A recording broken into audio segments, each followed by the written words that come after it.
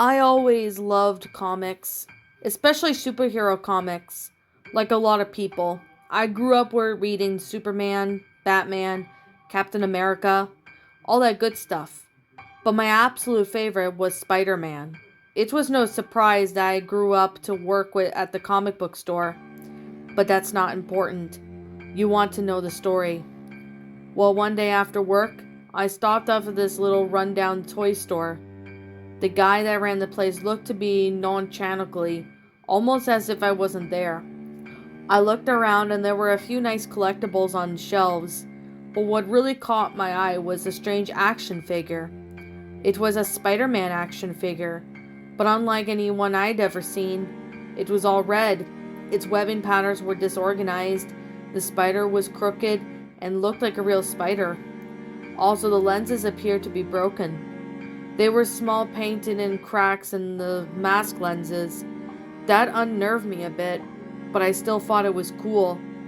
I bought it for a mere 50 cents, and a comic book was given to me for free. Comes with the figure, the store owner said. The only thing I ever heard him say while I was there.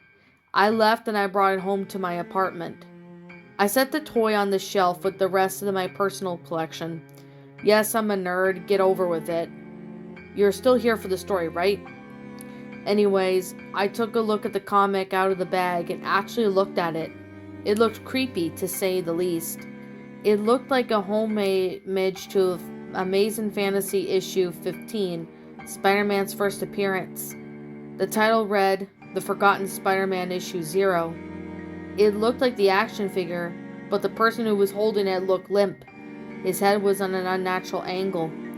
His eyes closed, and it didn't say who wrote or illustrated. No comics code, authority symbol, not even the Marvel logo. It started with Peter Parker, as per expectation, attending to a radioactivity demonstration. I began to feel nostalgic in my eyes, scanned the panels, and the spider was caught into the radioactive energy. It landed on Peter's hand and it bit him. That was normal. But when I noticed something weird, more like frightening instead of just a little bite, blood poured from the wound. It covered Peter's arm as he was screaming, begging for help as the others looked on in horror. His body became covered in red and miscreant scent of carnage semboint, and the strange black cords ripped from his wrists and ankles, wrapping into the disorganized web pattern that I had seen on the toy. The spider that bit Peter crawled onto his chest and became a part of his body. A scientist reached out to Peter, but Peter lashed out and attacked him, strangling the others with the black webbing and mindless rampage.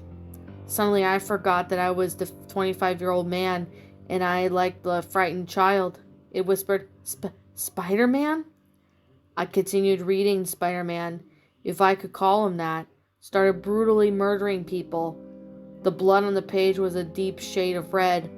I almost thought it was inked with real blood. I had to put it down as I was getting sick to my stomach. Then something caught my eye. I turned to see sitting on top of my fridge was a toy. It had crouched down in the trademark Spider-Man pose, and it was freaky. I had to put it on my shelf standing up straight. The cracked lenses looked at me. Not just positioned my direction, but it was literally looking at me. I don't know how, but somehow I knew it wanted me to keep reading the comic. So I picked it up and opened it again. Spider-Man was still killing, but what I saw, it only made it worse. He was making his way to his home, ripping off Mary Jane's head and beating people with her spine along the way. I got horrified, and then, in a full splash panel, he had reached his house. He killed his Uncle Ben first, blind with rage, and then ripped off his arm, beating Aunt May to death with it. I was getting sick again, and I could have sworn I heard laughing in the back of my mind. It was the end of the issue. I saw a preview for the next one, which showed Spider-Man holding what looked to be the Auto Octavius by the throat. I was grateful that the issue was over, but mortified by its contents. I turned back to look at the Spider-Man toy. It was gone. Then I felt the issue slip away. In a fraction of a second, the toy was gone, taking the comic with it. I sighed in relief until a voice spoke in my mind, in a cruel, mocking tone. Till next time, true believers. It's been a month since that happened. I had learned that the artist who had attempted to submit his work was a full horror-themed Spider-Man comic book to Marvel Comics. He had died of overexhaustion, never eating or drinking, only working till his body gave out. I learned this after searching up the Forgotten Spider-Man on the internet. An article wrote about it, about this artist being the only thing I could find. There was an image of the artist's desk included with the article, showing an unfinished cover of the comic book I had read.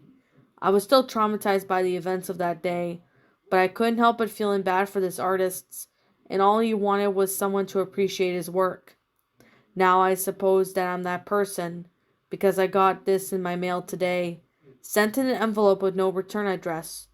It was The Forgotten Spider-Man, Issue 1.